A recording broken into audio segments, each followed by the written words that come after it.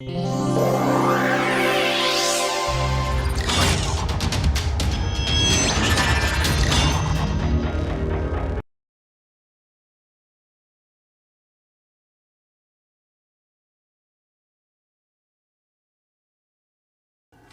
now I want to talk today about the way the scaling relations arise between critical exponents, and also give you a little bit of an introduction to the Ginzburg-Landau theory of phase transitions, and then go on from there.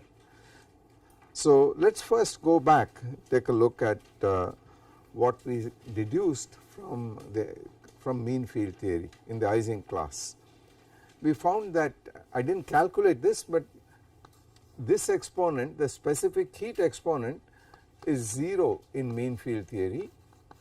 I did not compute this, it is a trivial calculation, but I did not do it, but it is alpha equal to 0 is the result in mean field theory.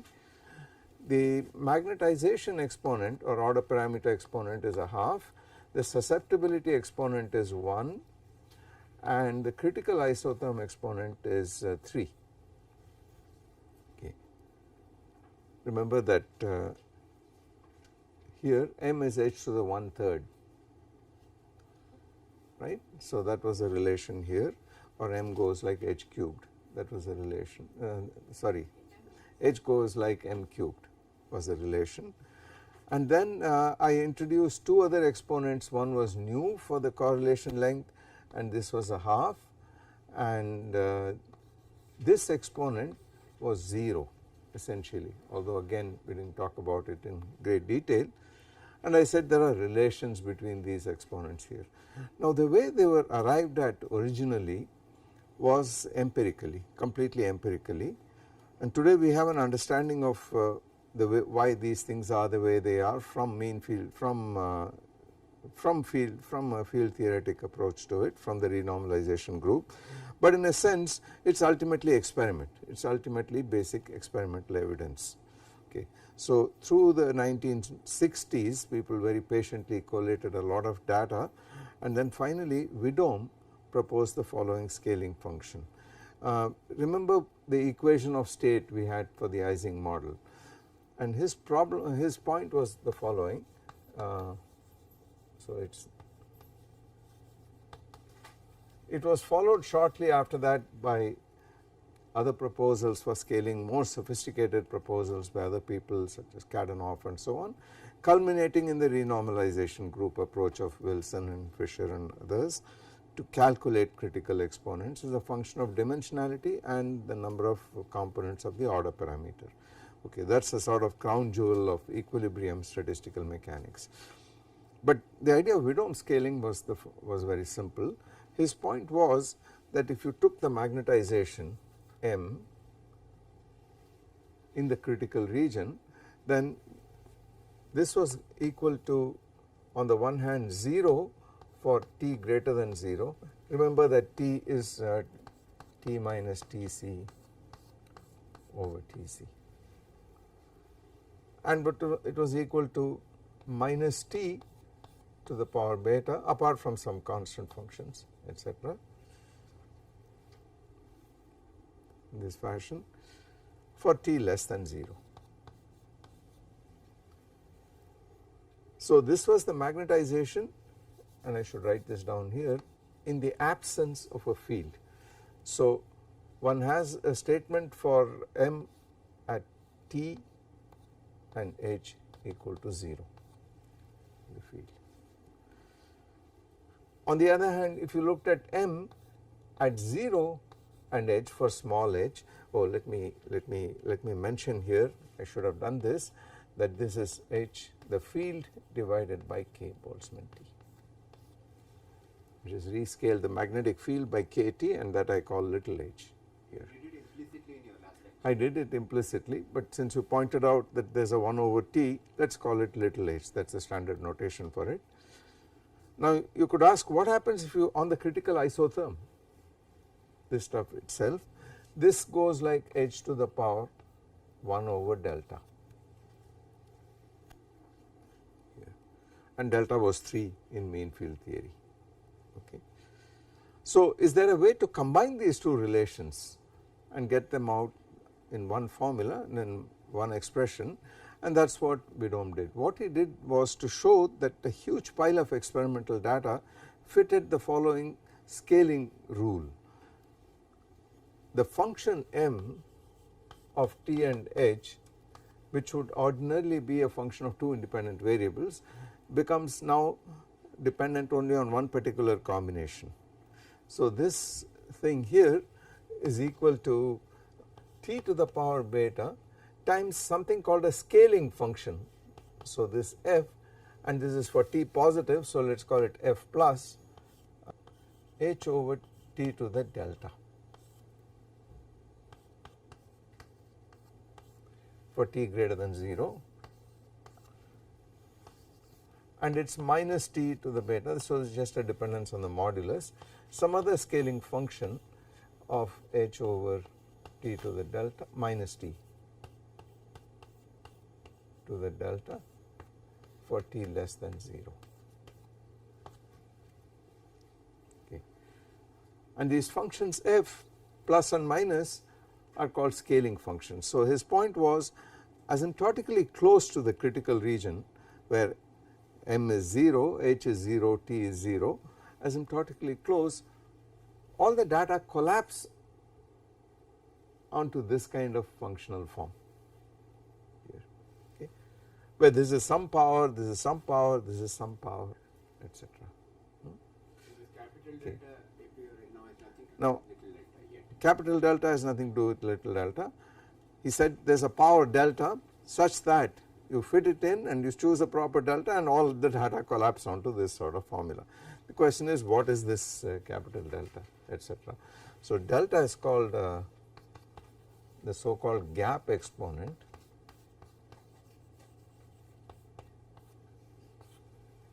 Okay. But now let us see if it fits this.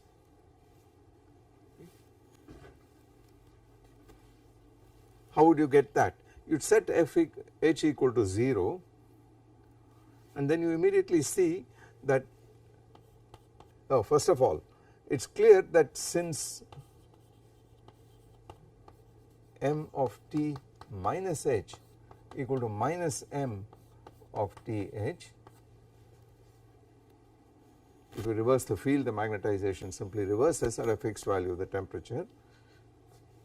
It is clear that both f plus or minus of whatever the argument is of u equal to minus f plus or minus of u. Whatever be the argument here, the scaling functions, oh, minus u.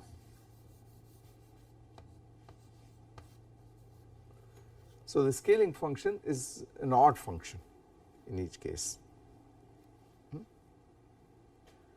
Moreover, above Tc for t positive you get a 0 here, right, at h equal to 0. So it is guaranteed if you take f plus of 0 equal to 0. But the odd character forces it to be 0. Pardon me? Not necessarily, that is the point, not necessarily. Think about this, it is not 0, the odd character does not force it to be 0 because there could be a finite discontinuity, Yes. right.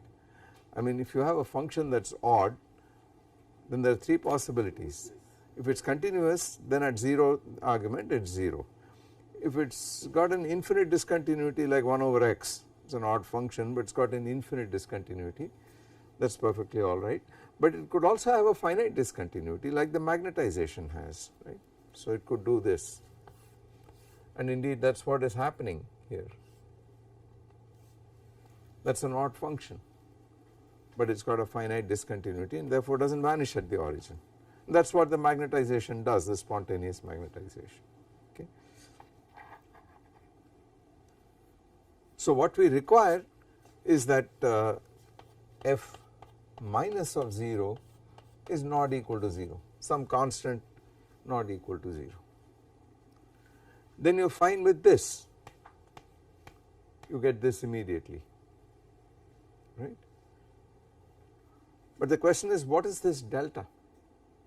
For that one looks at the susceptibility. So since we know that chi t equal to delta m over delta h, which is 1 over k Boltzmann T delta m over delta h at constant temperature and at h equal to 0, the 0 field susceptibility. What you need to do is to differentiate this on both these functions here. This will give you the paramagnetic susceptibility and this gives you the ferromagnetic susceptibility in the critical region just below. Then assuming that the slope of these functions at 0 argument is finite, not 0 or infinity, it immediately follows that the susceptibility chi t goes like t to the minus gamma, which from here will go like t to the power beta minus delta. Because if I take out this function and differentiate it to first order in h, since this fellow is 0 at 0 argument and I differentiate it, you get a t to the delta in the denominator when I differentiate with respect to h. So you get this relation here. So that immediately tells you that this gap exponent is not anything new, but delta equal to beta plus gamma.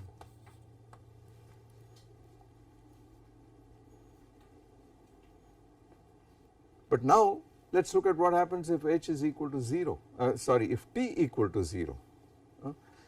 So there you got to be a little more careful. We want this result at little t equal to 0. So how is that going to happen?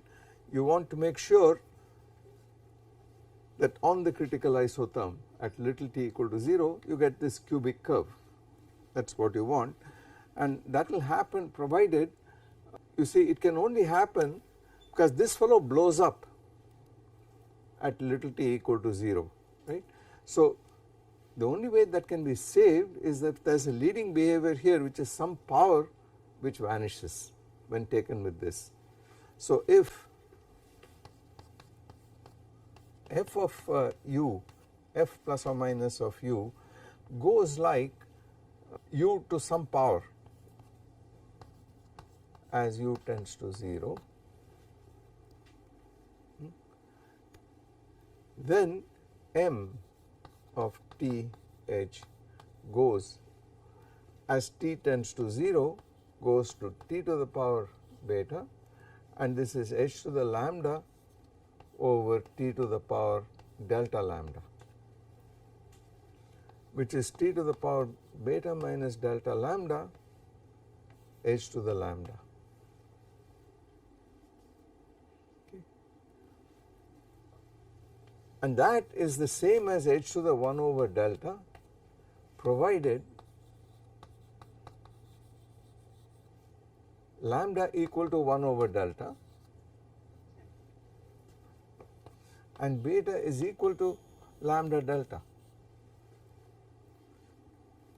so that this goes away, the t dependence cancels out.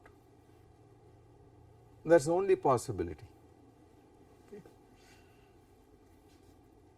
But delta is beta plus lambda, so it says, therefore we have our second scaling relation. Our first one was that delta equal to beta plus gamma, and now we discover if I put in 1 over delta here, beta plus gamma equal to beta delta. Okay. So you get this extra relation here.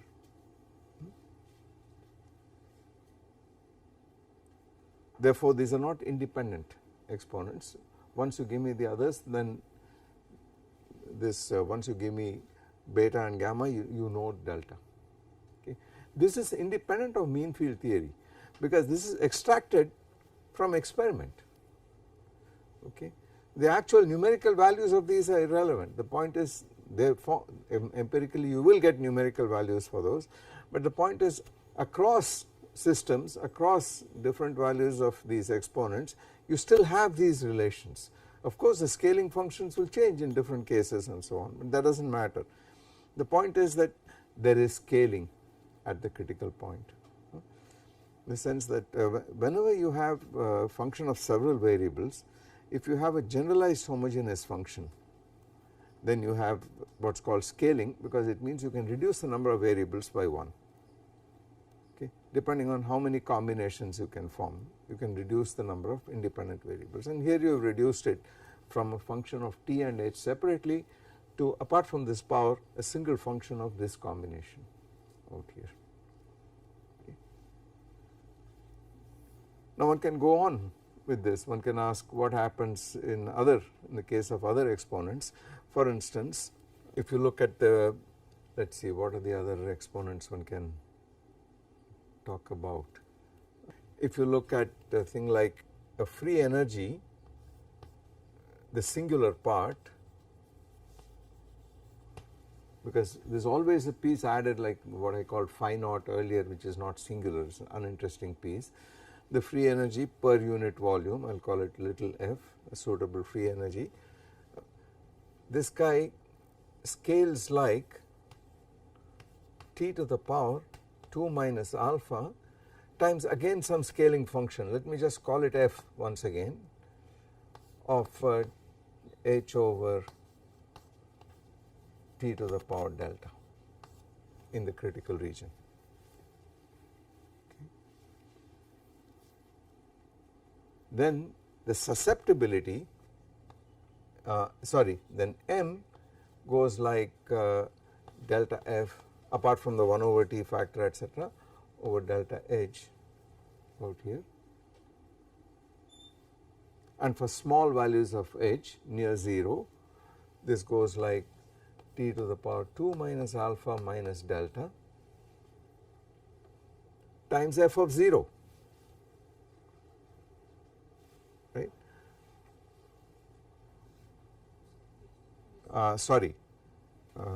Delta h times f prime of h, whatever that be.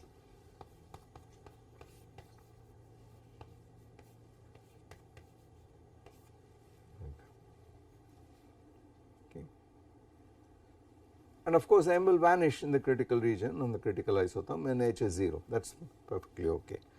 But now the susceptibility chi t goes like, there might be a minus sign here in the free energy, but that is irrelevant. This goes like delta m over delta h apart from the 1 over t etc., and this is now going to go like t to the power 2 minus alpha minus 2 delta times f double prime whatever.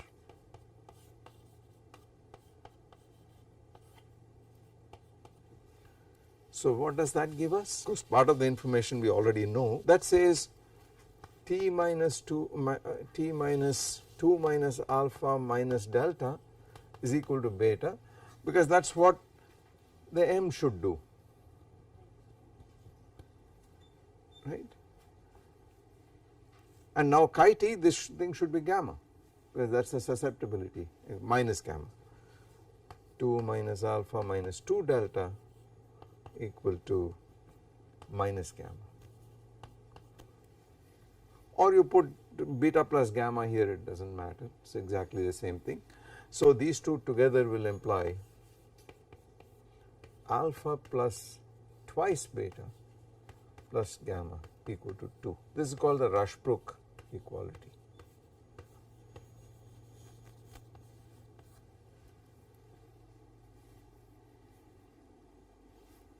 So we will add that to this, alpha plus 2 beta plus gamma equal to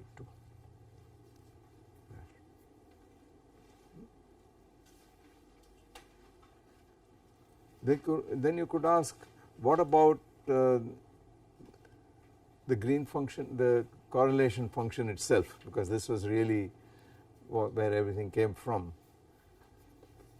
It turns out that this g that we talked about as a function of r, it is a vector r, but we are looking at the dependence on this variable r, t and h, here. This is the correlation function, suitably coarse grained and integration etc. done. This guy has a scaling form 1 over r to the power d minus 2 plus eta times, again this I use the same symbol f for this. F, it is a function of 3 variables to start with, but once you have this generalized scaling it is a function only of 2 combinations. So it turns out to be a function of r t to the nu and our old friend h over t to the delta. Again empirical evidence. So from this, exactly as we did before, we can extract further relations among the exponents. For instance, and I will just write those results down, you have a result which says 2 minus alpha equal to nu d, where d is the dimensionality. Remember, dimensionality is appearing here in this place. This is the only relation among all these for which the dimensionality is physically appearing. It is called hyperscaling, but it is a consequence of scaling finally. And also you get gamma equal to nu times 2 minus eta.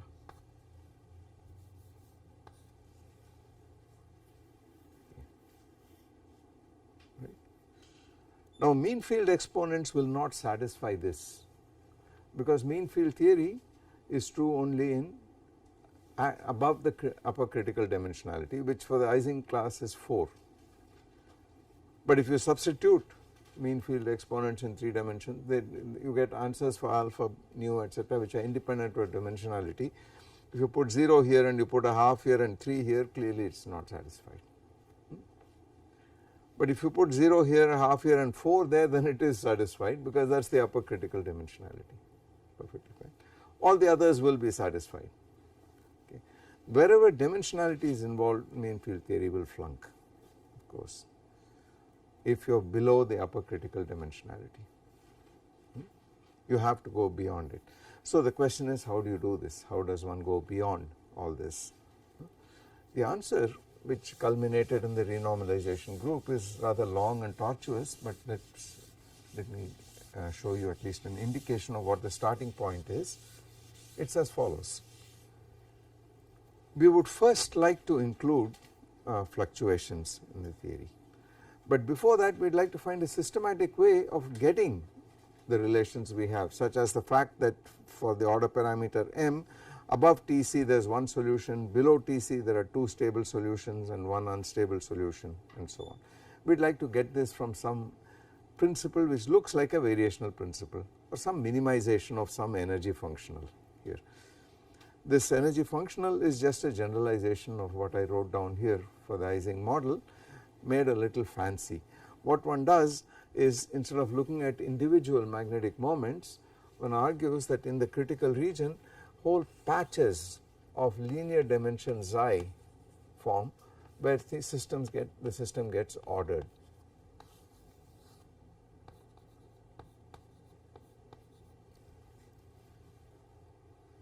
And in the paramagnetic phase there are as many patches were down as up, but as you get, keeping as field in the positive direction, as you get near the critical point, these fellows grow at the expense of the other domains, and finally the whole system in the thermodynamic limit, the correlation length diverges and you have the incipient magnet up. Okay. Now what one then does is to take this m and define a coarse grained magnetization for each patch of this size by writing m, the size of the patch is linear dimension xi, the correlation length of r. You define this as 1 over the number of spins n xi at the centered at the point r.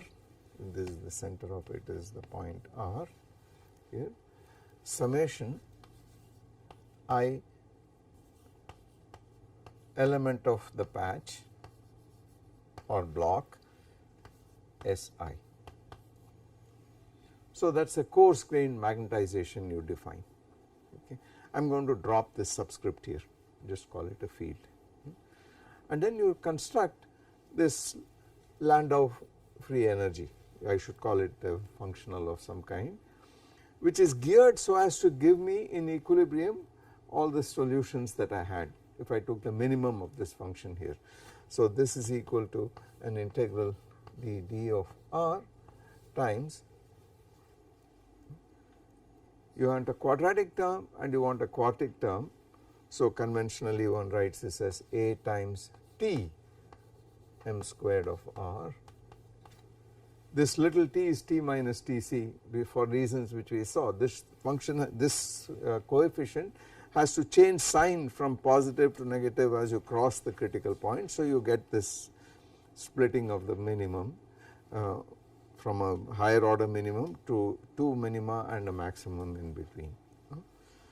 By symmetry, we argued already, in the absence of a field there is no linear term, there are no odd powers of m by symmetry in the absence of a field. Plus the next term for stability, one writes b m to the 4 of r is the next term. And if you put in a field, you could put in now an inhomogeneous field, it does not matter because it is still coupled the same way. So minus m of r h of r.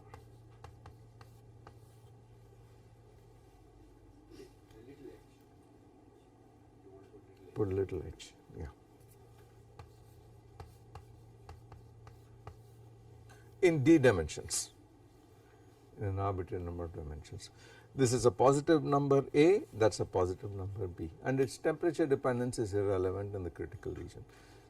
Then the statement is the thermodynamical equilibrium state is going to be obtained by taking the minimum of this L with respect to m.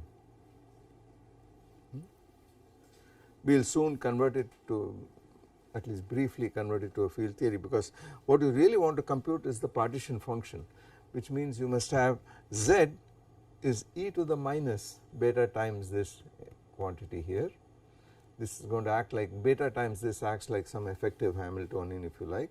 So you do e to the minus beta L and you have to trace, but trace over what? You have a continuous order parameter here, so you trace over all configurations of this order parameter. So it will be a path integral or a functional integral over all these guys. But before that, let us see how to get the equilibrium solutions. So equilibrium solutions would imply delta L over, now I need a functional derivative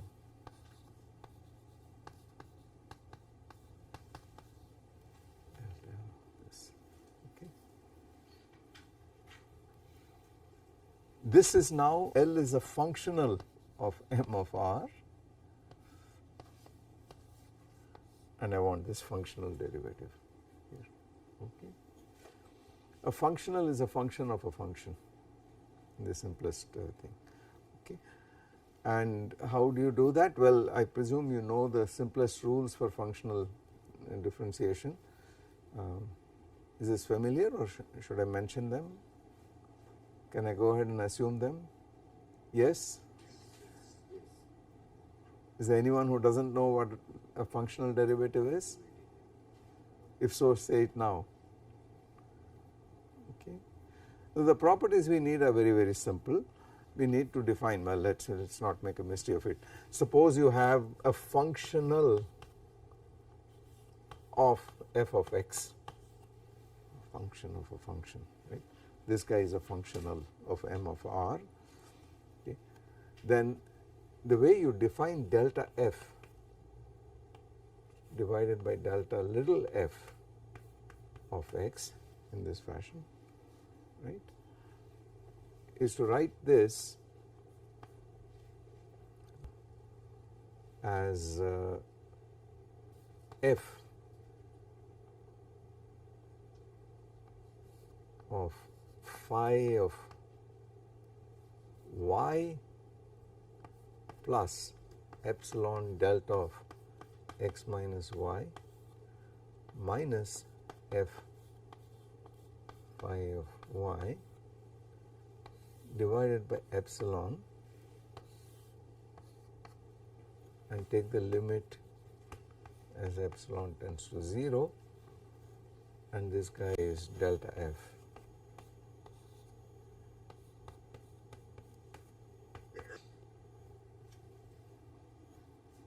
Right. Okay.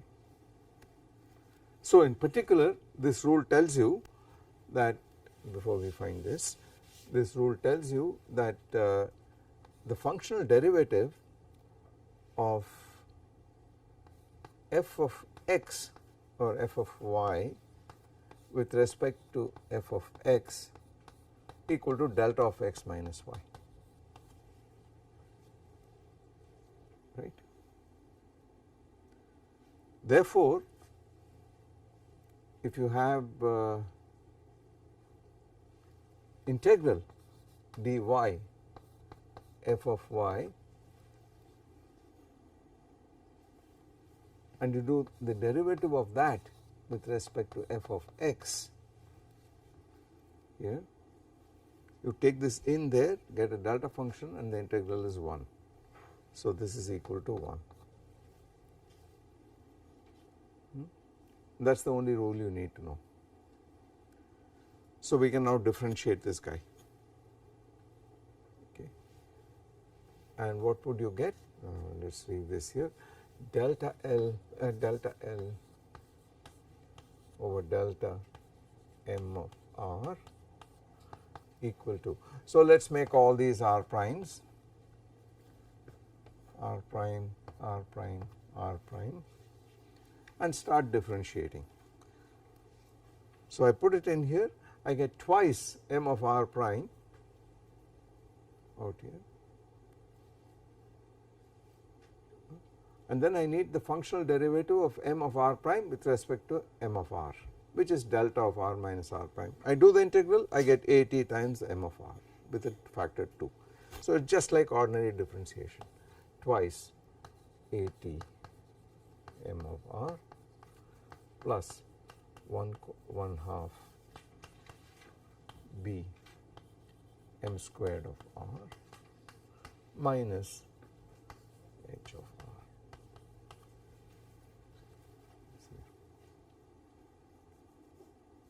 And the equilibrium solution is given by setting this equal to 0, and you have to ensure that the second derivative is also got the right sign, so it is at a minimum. 2bm cubed. Ah, sorry, this is bm cubed. Thanks. Yeah, 2 on top. So, now in the absence of the field out here, you are going to get your usual properties for a given sign of t, etc. Now, the point is that this is not enough. You have not taken into account fluctuations. Okay. You need to have two things are going to happen. If you have an inhomogeneity, you could incidentally get stuck at some local minimum, but thermal fluctuations will get you out of there to a global minimum. But you need to put in a term which will take care of spatial variations. Now, this is an unphysical model as it stands, because it is exactly like saying that I have no connection between neighboring patches at all, it is too local. It certainly costs a lot of energy by way of, when you have a up patch with a down patch at the boundary, at the domain wall, you have a rapid change of the magnetization from up to down. So, it is going to cost you in gradient energy. It is just like taking a string, and when you vibrate this string, there is a certain cost in energy if the string goes up and down too many times, a gradient energy, which is the reason why if you have a very short wavelength, you have a higher frequency, those are higher energy modes, cost you more energy to excite those modes. So, the same kind of argument, but we would have to improve this functional here, and how are we going to do that? We need to take into account a term which takes not just m at one patch, but m at the neighboring patch as well. So, some gradient of m is going to appear. And what is the simplest form that you can talk about? Well, since it is going to be, cannot be linear in m, it has to be quadratic at the very least, it has got to be symmetric under m goes to minus m. So, it has got to be even powers of m, and the simplest such term is a gradient squared. So, you add to this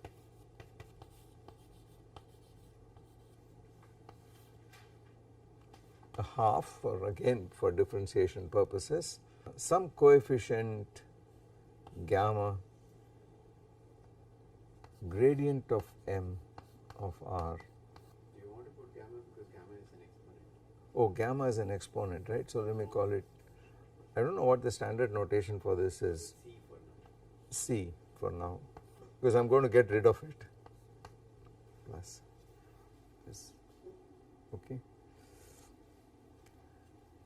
I am going to scale out with this C in a second. This is not the standard way in which this free energy is written. I am going to scale it out. Okay. So, what does this do to this equation here? There you got to be a little careful. You have to find, this is exactly like the energy of a vibrating string, except there is a non-linearity here. Otherwise everything is linear, as you can see. So, what is the functional derivative of this term? If I differentiate it, you are going to have twice, so it is C over 2 times twice gradient of m itself times the functional derivative of the gradient. So, times delta, so everything is r prime, right, r prime. So, let us write this out.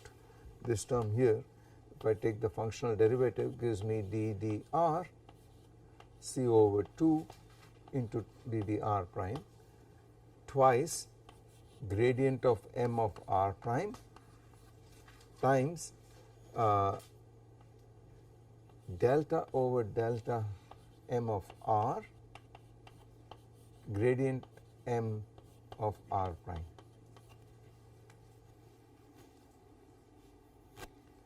But these two operations commute with each other.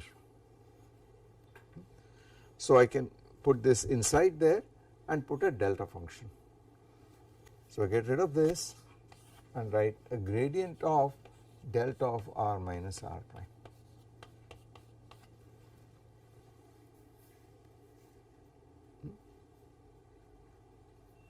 But you can't directly handle the gradient of a delta function, so you do an integration by parts, and when you do that there is a surface term which vanishes in this case because there is a delta function sitting inside the bulk.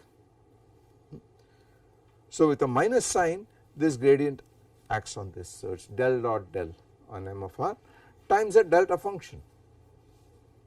So, you have del squared of m of r prime times delta of r minus r prime.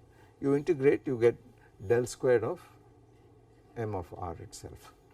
So, this term becomes minus C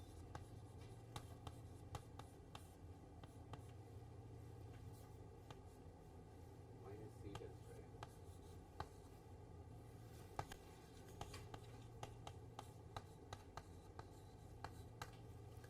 square. in the absence of a field, you get an equation which has got an m cube term out here. Otherwise, you would normally have a del squared plus constant times this guy, which is like the Helmholtz equation, but you now have an extra m cubed here. It is a nonlinear equation, and you put in an external field, you have further complications here. Okay. Now, there are many names for this equation, but we are still not done, because by the way, the way it is when you do the renormalization group, the scaling that you do to get rid of this whole thing is you divide through by C all the way through. So, you have AT divided by C out here as a coefficient, and you redefine your m by taking, you want to make this thing here, so you want to make this half gradient of whatever is squared. So, you set you want to find e to the minus beta L and write it as equal to e to the minus effective Hamiltonian So you got a beta c, so you write square root of c beta times m of r equal to your order parameter field phi of r. Okay.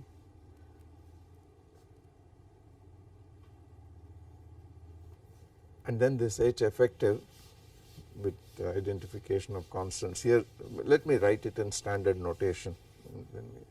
So H effective integral ddr half gradient phi of r squared plus the conventional notation is r naught phi squared plus 1/4 u naught phi 4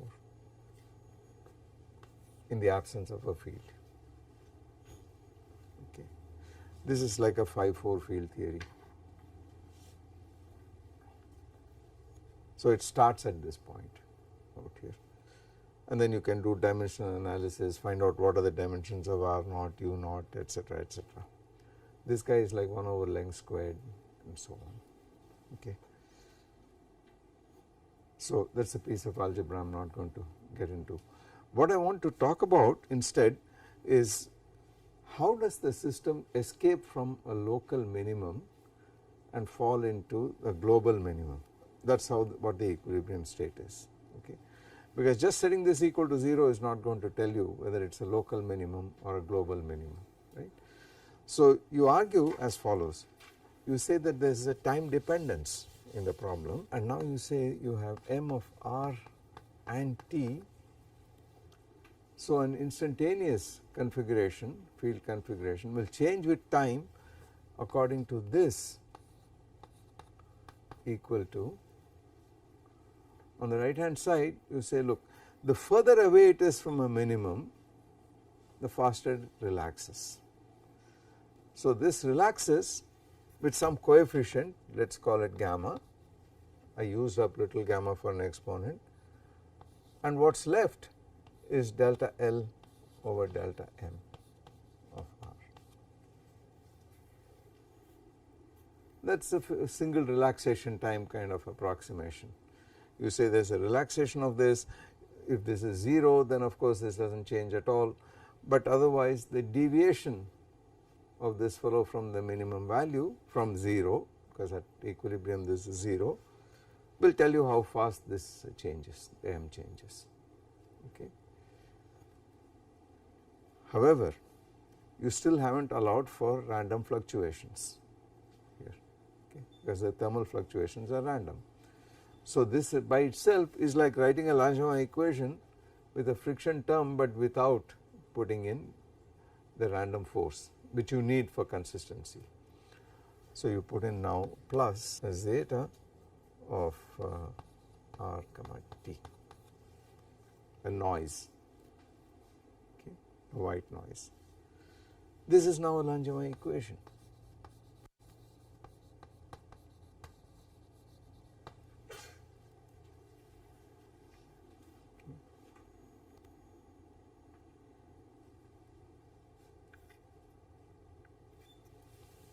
It is called the time dependent Ginzburg-Landau equation.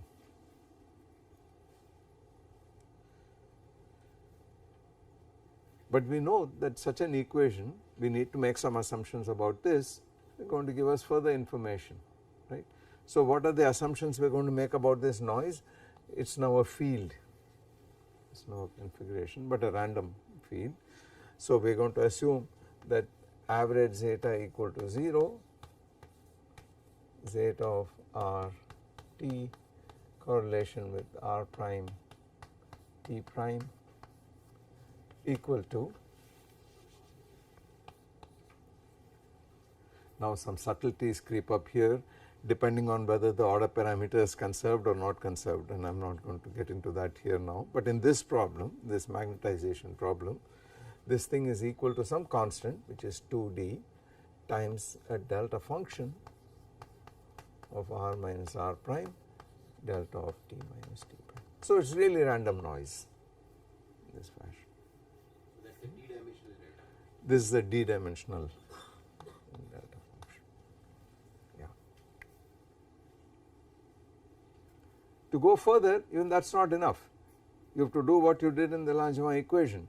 We have to make some assumption about the nature of the probability distribution of this zeta here. So you assume that it is Gaussian, that the field configurations are distributed in a Gaussian manner about some equilibrium value, some fixed value of the configuration. Okay. And then you have a Langevin equation. But again you discover there is a consistency condition you would have to satisfy between this and this, and sure enough you discover that D equal to 2 gamma K Boltzmann T.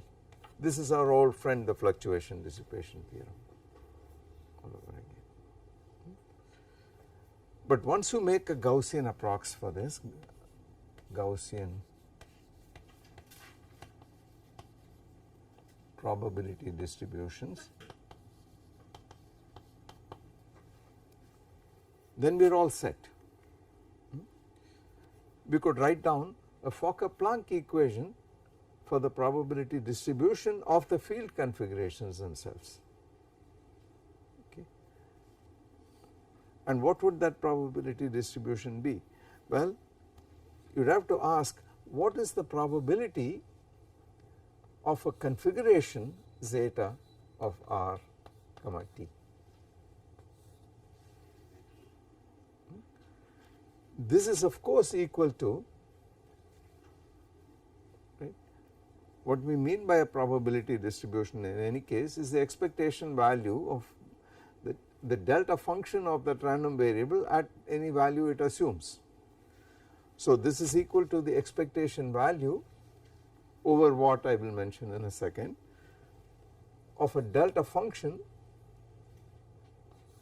of zeta of what did I write, m, we are looking at the field here, we are looking at, all this is gone, this is phi, sorry, everything has been scaled out, of phi is delta of phi of R T minus, sorry, I need better notation, delta function of this configuration minus phi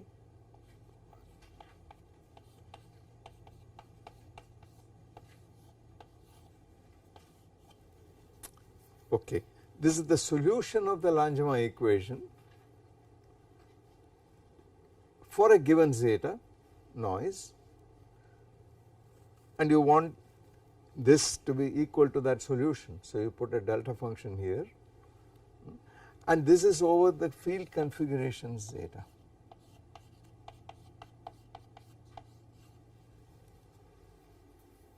Okay. So that is this P, and it will satisfy a functional Fokker-Planck equation as you can expect. Everything that you had as ordinary derivatives will become functional derivatives and so on. I am not going to write that down, just very makes the notation messy, but I am just trying to motivate what happens here. Okay. And then you look at the time scales, you look at the critical slowing down and dynamical indices and so on. So this is where dynamic critical phenomena start at this point. So it is a very straightforward extrapolation of whatever we did for a single particle. We did a Langevin equation, we had certain basic ideas, those ideas are just extrapolated to a field theory. So 1 degree of freedom being replaced by a field. A degree of freedom being replaced by a continuous set field, and we do not care how many spatial dimensions it has or how many components it has. So the notation gets messier and messier, but the basic intrinsic ideas are very straightforward out here. Okay. So at this level it still we write it down as a phenomenological thing, but now it becomes serious business because the renormalization group analysis of this equation, you start by identifying physical dimensions, doing quote unquote dimension analysis on this, identifying anomalous dimensions, and then what happens you look at renormalization, which is a fancy way of saying you try to scale things up, write things in a scale invariant manner, and study the flow, so to speak, of this transformation and look at its fixed points. So very in a nutshell, that's really what critical point, critical phenomena analysis is all about. But the time dependent part is also a straightforward extension of whatever we do in most elementary cases here. So I said right in the beginning that the Langevin equation would serve as a paradigm, as a kind of model for much more serious problems, non-trivial problems, and these are examples of such problems. Here we did not talk about hydrodynamics at all. We just had a short excursion into kinetic theory, but we did not get to the hierarchy, the BBGKY hierarchy and so on, but I wanted to give a flavor for the way this subject is approached, at least some aspects of it are approached. So I think I will stop here now.